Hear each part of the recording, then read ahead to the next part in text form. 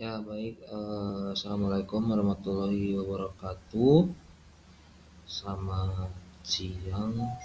Izin perkenalkan diri, nama saya Rizky Maulana Yusuf dari kelas A angkatan 2022 dengan NIM 2042. Ya, di sini saya akan menjelaskan mengenai evaluasi mutu bahan baku sediaan farmasi secara kimia dan mikrobiologi, yang dimana untuk penjelasan ini ditugaskan untuk tugas sebelum praktikum kimia, untuk tugas sebelum praktikum KBK Kimia Farmasi Analisis, praktikum farmasi terpadu gitu ya, yang dimana untuk apa aja sih evaluasi mutu gitu ya, yang menjadi parameter-parameter ataupun perlakuan-perlakuan apa yang untuk sediaan farmasi, baik itu bahan baku maupun secara mikrobiologi gitu ya.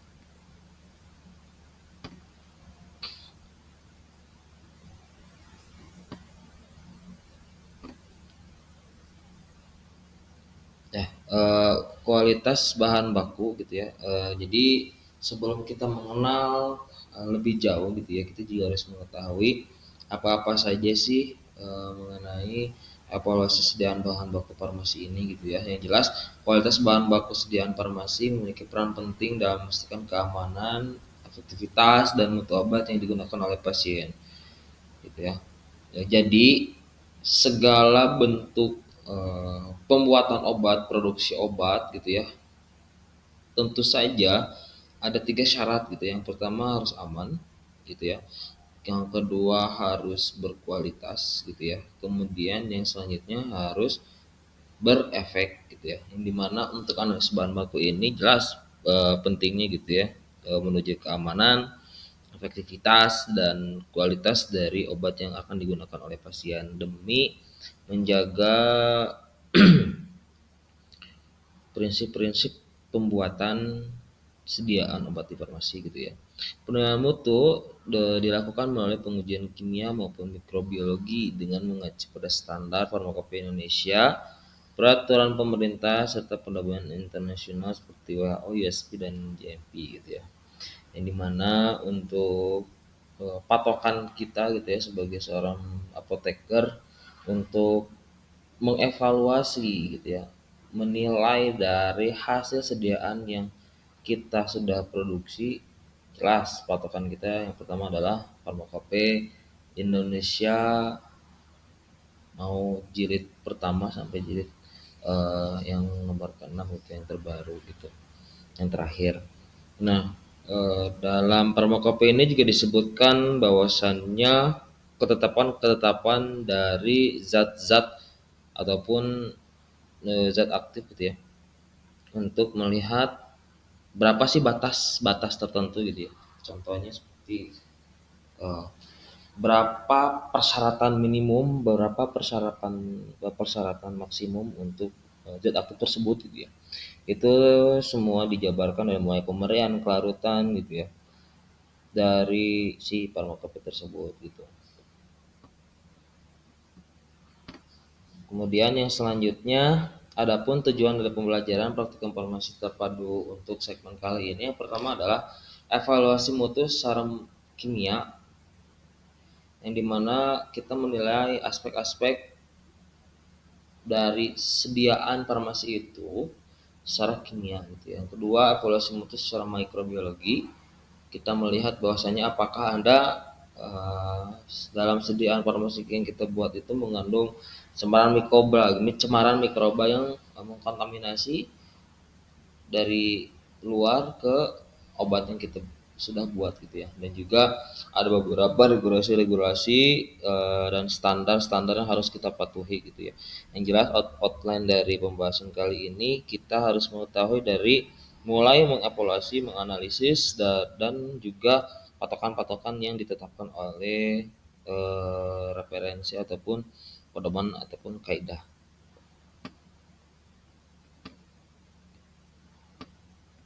Untuk yang selanjutnya, evaluasi secara kimia. Jadi evaluasi ini meliputi pengujian identitas, kemurnian, kadar dan stabilitas bahan baku maupun produk jadi gitu ya, menggunakan titrimetri, spektrofotometri, kromatografi dan spektrofotometri massa gitu ya. Dengan tujuannya itu adalah memastikan zat aktif memenuhi spesifikasi gitu ya, bebas dari pengotor ataupun cemaran serta sesuai dengan klaim mutu produk gitu ya.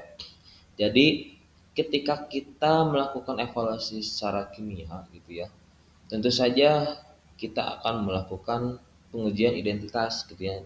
Di mana untuk pengujian identitas ini kita melihat zat aktif yang kita akan analisis gitu ya, apakah benar atau tidak, apakah palsu atau tidak gitu ya. Yang pertama dilihat dari organoleptisnya terlebih dahulu gitu ya, bau, warna, rasa gitu ya. Apakah sesuai dengan Farmakopeia Indonesia dan zat tersebut gitu ya. Dan juga kita lihat secara kemurniannya gitu ya. Kemurnian, kemudian kadar dan stabilitas bahan baku ini kita menggunakan alat-alat seperti spektrofotometri gitu ya. Kita melihat contoh paracetamol itu panjang gelombang maksimumnya berapa gitu ya. Nah, obat-obat yang dianalisis oleh kita itu harus sesuai gitu, harus sesuai dengan sampel banding yang kita buat gitu. Kalau misalkan memang hasilnya tidak memenuhi dari rentang yang sudah ditetapkan oleh Farmakopeia Indonesia, jelas berarti bahan baku tersebut sudah dipastikan palsu ataupun bukan dari zat yang kita pesan gitu. Ada beberapa alat seperti dengan menggunakan metode titrasi gitu ya, menggunakan alat yang mungkin yang spektrofotometri visible, kemudian ada pun itu yang disebutkan contohnya KCKT gitu ya, alias kromatografi cair kinerja tinggi, yang dimana itu aspek-aspek alat yang bisa memastikan bahwasannya bahan baku yang kita buat itu sudah sesuai gitu ya.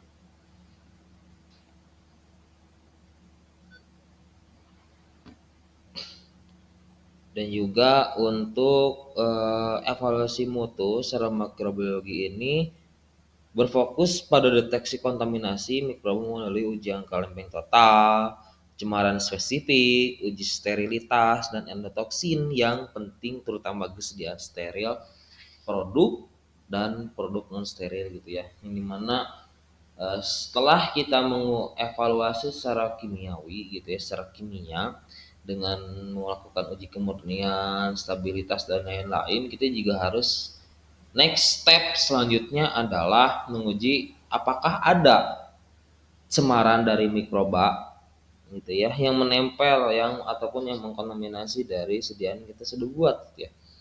Dengan kita menghitung angka lempeng total yang ada di dalam sampel tersebut gitu ya, dengan cara kita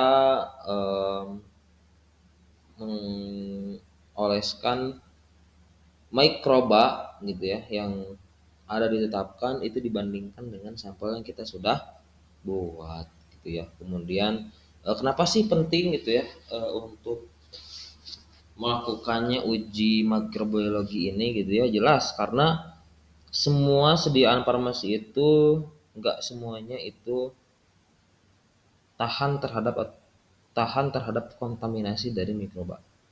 Yang pertama itu. Yang kedua, kenapa penting? Karena untuk menjaga stabilitas dari obat ataupun sediaan tersebut gitu.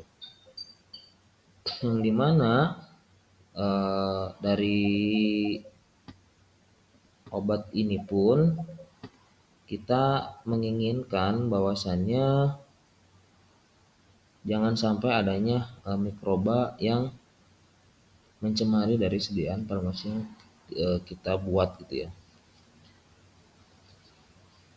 Seperti contohnya ya mungkin yang harus concern banget uji mikroba itu sediaan parenteral yang dimasukkan melalui vena gitu ya, dimasukin dimulai pembuluh darah itu harus benar-benar di cross check gitu ya, benar-benar di detailkan gitu mengenai uji mikroba ini ataupun evaluasi secara mikrobiologi gitu ya.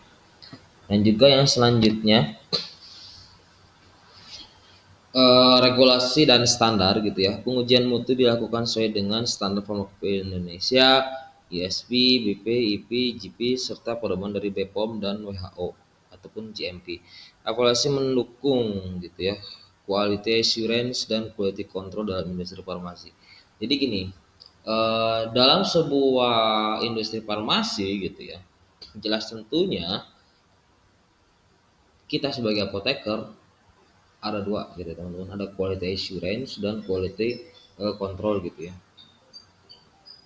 yang dimana quality control ini menentukan kualitas secara kontrol gitu ya. Dan juga untuk quality assurance ini kita menguji ataupun menganalisa si bahan obat tersebut apakah memang bisa digunakan atau tidak gitu ya. Dibacanya di mana gitu ya, jelas di BPOM gitu ya. Nantinya ada BPOM yang menetapkan bahwasanya apakah sudah dapat diproduksi dan layak untuk didistribusikan kepada masyarakat atau tidak untuk obat A gitu ya contohnya. Nah, dari beberapa regulasi dan standar yang kita jalankan ataupun regulasi yang kita miliki,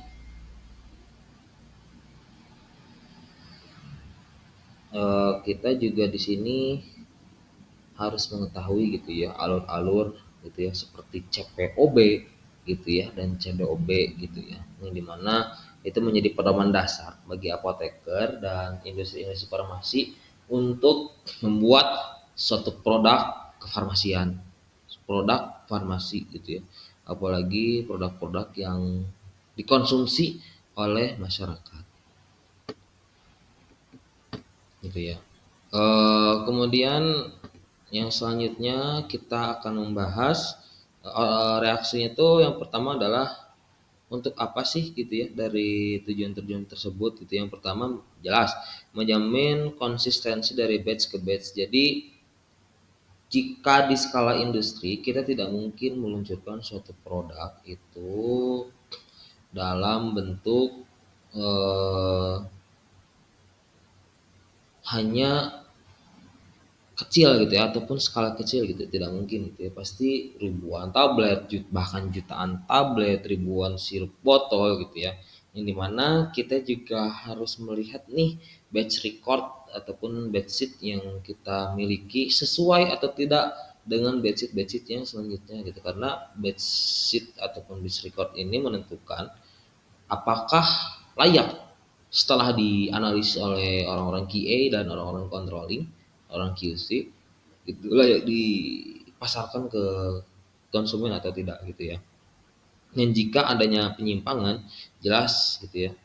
Yang pertama ada yang namanya alur untuk tidak bisa diterima ke proses produksian gitu, entah misalkan nantinya ada pemusnahan ataupun apapun itu gitu ya. Dan juga yang kedua, outputnya melindungi pasien dari resiko substandar palsu atau terkontaminasi gitu ya.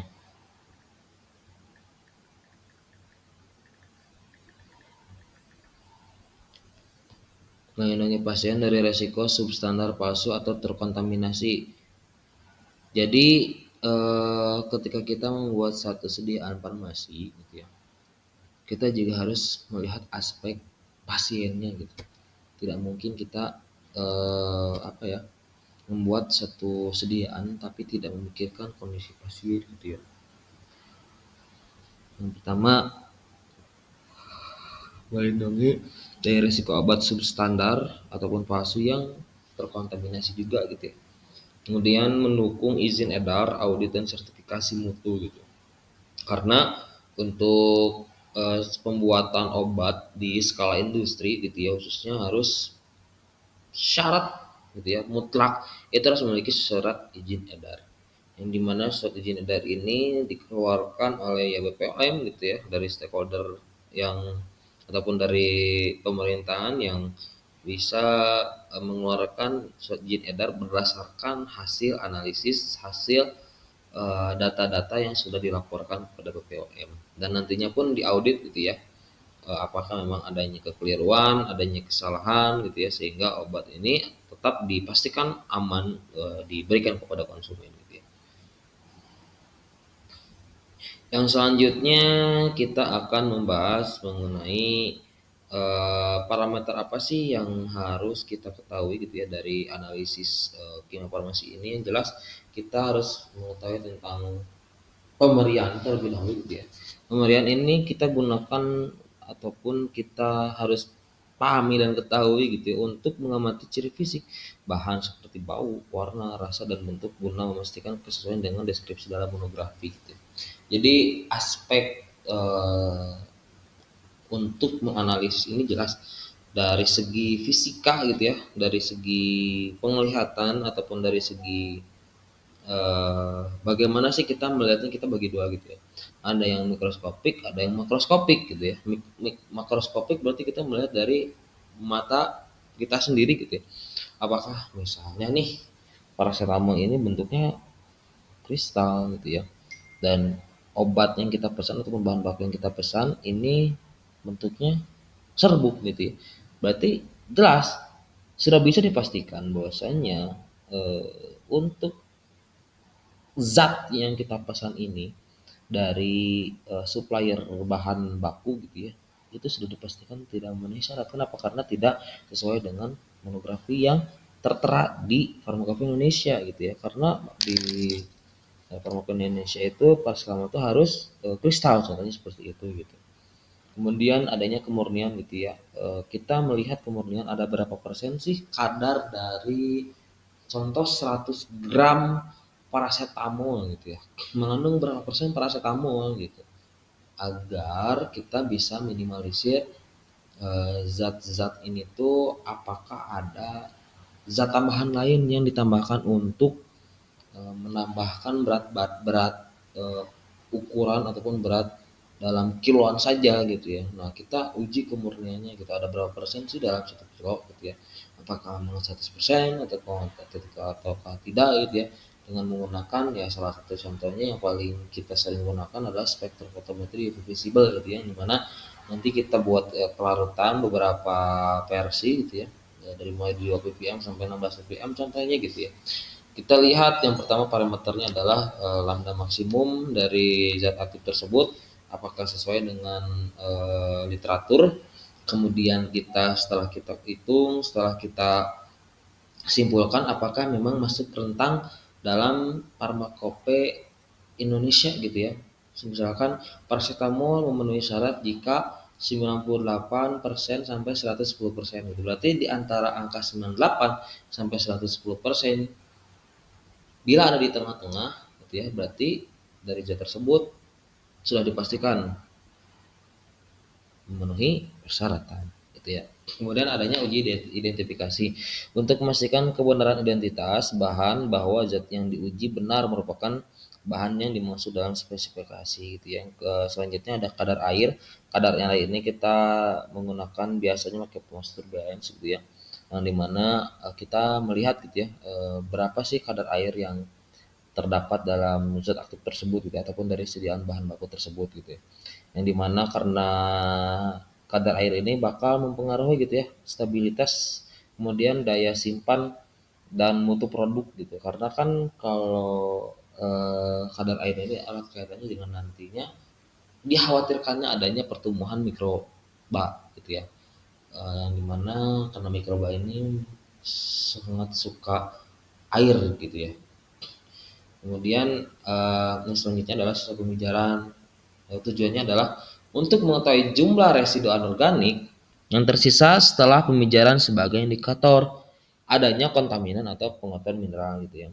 Jadi setelah kita menghitung ataupun mengukur dari kadar air, kita juga melakukan sisa pemijaran gitu ya, yang dimana untuk mengetahui apakah ada residu, apakah ada residu anorganik gitu ya yang terdapat pada senyawa sampel yang kita pesan ataupun kita akan produksikan gitu ya.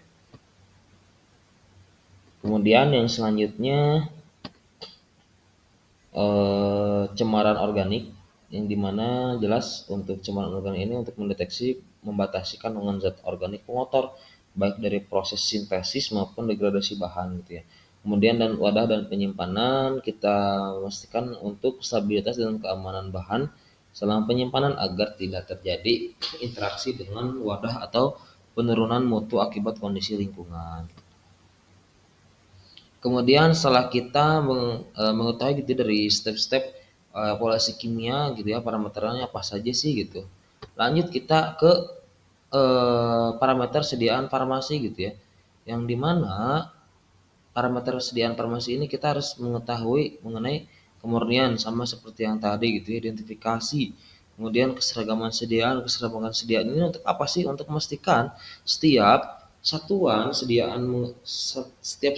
itu mengandung zat aktif yang sama ataupun seragam gitu ya, dalam jumlah yang sama sehingga efek terapeutiknya juga konsisten gitu. Dengan kita melakukan uji keseragaman kesediaan ini, memang betul apa tidak gitu ya dari bahan obat ataupun bahan baku obat yang kita sudah pesan ataupun buat itu memenuhi persyaratan atau tidak gitu ya. Kemudian adanya pengujian pH, kita melihat gitu ya apakah memang eh, tingkat keasaman atau tingkat kebasaan dari suatu produk ini memenuhi syarat atau tidak gitu ya. Jangan sampai memang ketika kita membuat suatu sediaan farmasi ini malah yang harusnya seasam jadi basa gitu, harusnya basa jadi asam gitu. Gitu. Jadi jangan sampai terbalik. Kemudian adanya cemaran organik untuk mendeteksi dan membatasi kandungan zat organik gitu ya, baik dalam proses sintesis maupun degradasi bahan gitu ya. Yang tadi sudah disinggung juga gitu ya, dan juga adanya wadah dan penyimpanan. Kemudian adanya uji disolusi gitu ya. Uji disolusi ini adalah salah satu metode in vitro gitu ya. Berarti erat kaitan dengan jaringan yang mirip dengan anggota tubuh manusia gitu ya. Yang dimana uji disolusi ini diperlukan ketika kita sudah ada di step evaluasi gitu ya, step evaluasi pembuatan tablet contohnya gitu ya. Kita harus mengetahui ini berapa nilai disolusi ataupun nilai penerimaan yang ditetapkan dalam Farmakopeia Indonesia gitu ya. Yang dimana dalam uji disolusi ini kita mengetahui kecepatan dalam jumlah zat aktif yang larut yang berpengaruh pada bioavailabilitas dan efektivitas obat gitu. Berarti bioavailabilitas berarti erat kaitannya dengan ketersediaan hayati dan apakah berefek gitu ya, sesuai atau tidak gitu obat yang larut di dalam tubuh kita tuh sampai dengan uh, berefek gitu di dalam tubuh kita. Kemudian step selanjutnya itu ada uji waktu hancur gitu ya, yang dimana untuk menentukan waktu yang diperlukan tablet atau kapsul hancur menjadi partikel halus sebelum zat aktif terlarut gitu ya. Jadi untuk saya misalkan contoh menjelaskan mengenai tablet gitu ya. Tablet ada yang namanya tablet dengan metode granulasi basah dan granulasi kering gitu ya. Granulasi basah berarti stepnya gitu ya, dari bentuk granul kemudian dicetak eh, dan juga dilapisi oleh misalkan penyalut gitu ya. Nah, lebih efektif mana gitu ya dengan tablet yang cetak langsung gitu contohnya. Jelas gitu pasti lebih cepat yang cetak langsung. Kenapa? Karena tablet cetak langsung itu tidak membutuhkan waktu untuk dari bentuk tablet ke bentuk granul gitu. Jadi mereka dari tablet langsung ke partikel gitu. Itu. Kemudian adanya uji sterilitas gitu ya, jelas harus sediaannya itu harus steril gitu ya. Entah itu tablet maupun eh, apalagi sediaan yang dimasukkan ke yang dimasukkan ke intravena gitu ya.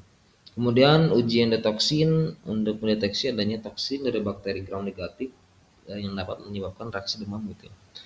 Kemudian adanya uji volume terpindahkan ini untuk menilai ketepatan volume cairan yang keluar dari wadah, menjamin keseragaman dosis dan keakuratan pemakaian.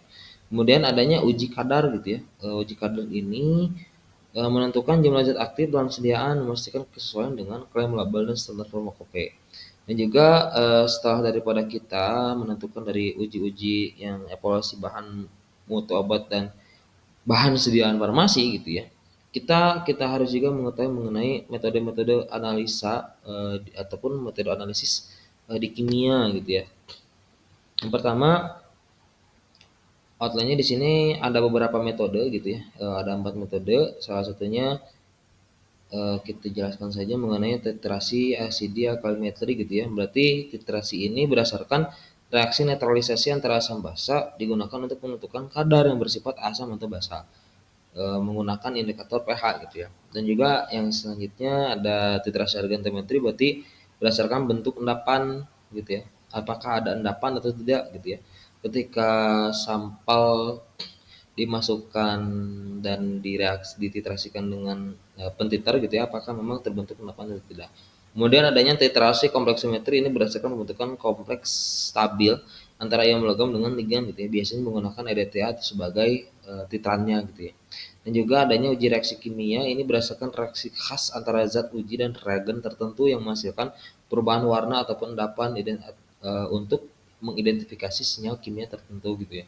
Dimana misalkan contoh kita punya zat paracetamol 1 mg gitu yang kita sudah larutkan.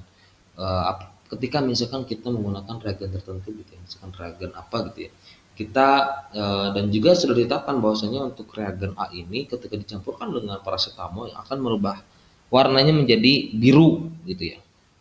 Itu setelah kita uji cobakan timbulnya warna merah gitu ya, bukan biru, berarti sudah dipastikan zat yang kita pesan itu bukan dari paracetamol asli gitu ya. Kemudian apakah ada endapan atau tidak gitu, itu nanti disesuaikan dengan literatur yang kita akan pakai. Kemudian adanya analisis mengenai fisikokimia gitu ya. Analisis fisikokimia ini kita ada 6 metode gitu ya. Yang jelas yang pertama spektrofotometri visible, ini berdasarkan penyerapan cahaya ultraviolet gitu ya, dan juga ada beberapa persyaratan untuk zat aktif ini yang harus memiliki gugus kromofor dan ausokron gitu ya, agar bisa diidentifikasi. Kemudian untuk spektrofotometri infrared ini untuk melihat berapa sih nomor ataupun berapa, apakah ada dari zat tersebut tuh gugus fungsinya gitu ya, gugus fungsi yang terdapat pada senyawa tersebut ataupun zat ataupun bahan baku tersebut tuh sudah sesuai atau belum gitu ya. Dan juga adanya KCKT, ini berdasarkan perbedaan interaksi antara senyawa dengan fase diam dan fase geraknya gitu. Apakah memang nilai AUC gitu ya, nilai AUC itu kan menggambarkan uh, obat yang masuk ke dalam tubuh dan bereaksi di dalam tubuh gitu ya. Kemudian ini juga ada untuk KCKT ini memisahkan dan mengidentifikasi dan menentukan kadar zat. Kemudian adanya kromatografi lapis tipis ataupun KLT gitu, ini didasarkan dengan senyawa daya serap senyawa terhadap fase diam dan fase gerak gitu, digunakan untuk analisis kualitatif apakah memang ada gitu ya. Berarti kita identifikasi dengan pembandingnya gitu ya, dengan cara menggunakan beberapa variasi pelarut gitu ya untuk fase diamnya, dan untuk fase geraknya jelas sampel gitu ya. Kemudian adanya penetapan kadar air yang tadi sudah disinggung menggunakan contohnya master balance gitu ya. Tapi umumnya dengan menggunakan titrasi Karl-Fischer ataupun metode penggerukan untuk menilai stabilitas bahan. Kemudian yang selanjutnya ada uji disolusi, ini berdasarkan pengukuran juga tadi sudah disinggung.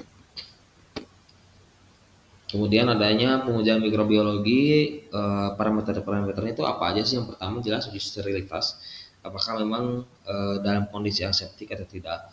Yang selanjutnya adalah uji endotoxin bakteri, yang dimana apakah mengandung senyawa, apakah mengandung mikroba-mikroba yang dapat menyebabkan demam atau tidak. Kemudian adalah uji batas mikroba, ini kan berarti berdasarkan perkembangan jumlah koloni mikroba yang tumbuh pada media agar yang kita sudah buat. Kemudian ada selanjutnya adalah uji efektivitas pengawetan mikroba. Berarti apakah memang setelah kita mensamplingkan di dalam agar gitu ya, media agar setelah diinokulasikan, apakah kemampuan pengawet ini dapat menghambat pertumbuhan mikroba gitu ya. Dan juga adanya uji pirogen. Uji pirogenitas ini adalah berdasarkan reaksi fisiologis terhadap pirogenik, misalnya kenaikan suhu, untuk kelinci dan lain-lain gitu ya. Berarti yang jelas untuk mirogen ini harus bebas, sediaan farmasi ini harus bebas dari uji pirogen gitu ya, ataupun harus memenuhi syarat. Kemudian eh, energi yang dibutuhkan ataupun energi minimum yang dibutuhkan agar reaksi dapat berlangsung itu disebut apa sih gitu ya? Apakah energi kinetik, energi potensial, energi eksplosif, dan energi ikatan?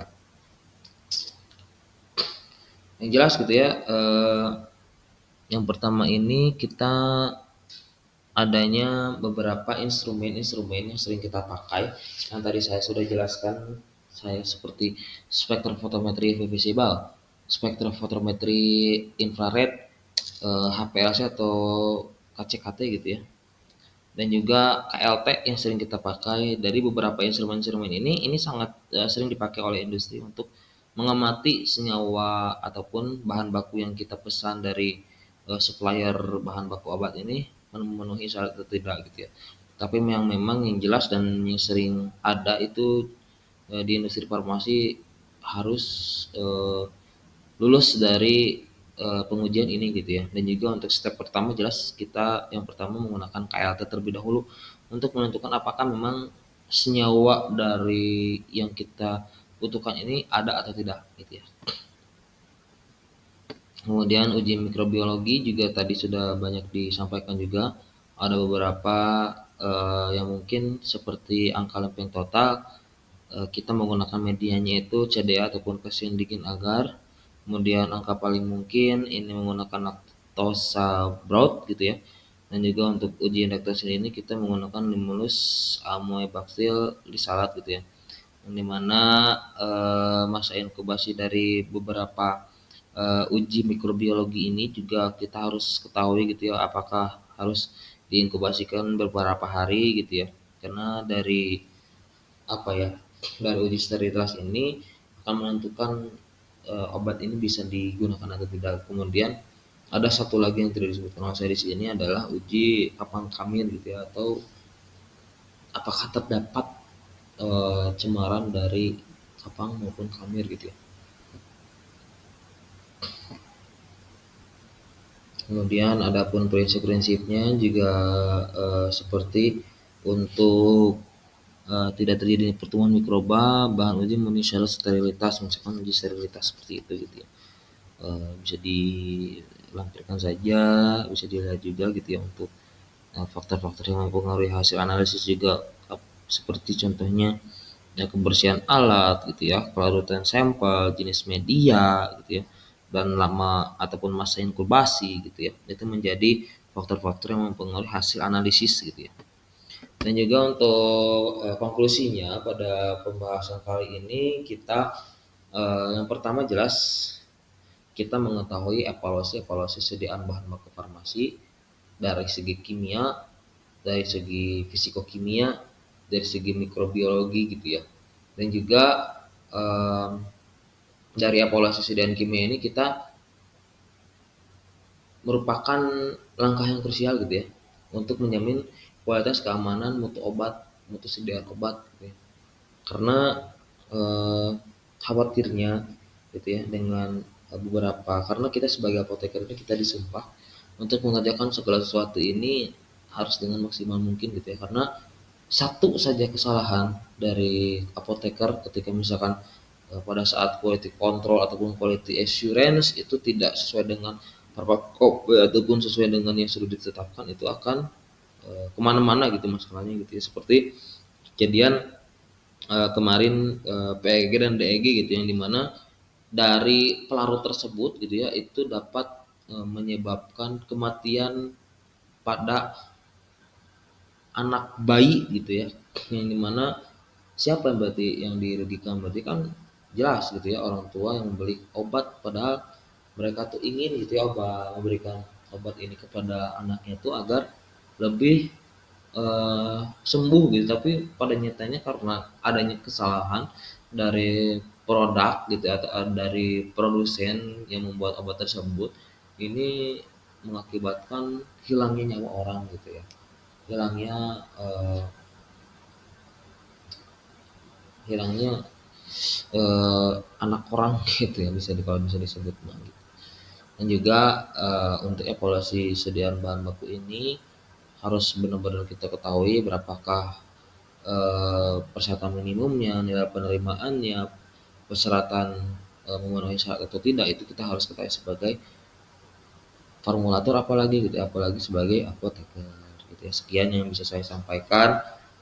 Terima kasih, dan juga harapan saya dari penjelasan saya ini bisa bermanfaat bagi rekan-rekan yang lain dan juga bisa mendapatkan nilai maksimal. Akhiri kalam. Assalamualaikum warahmatullahi wabarakatuh.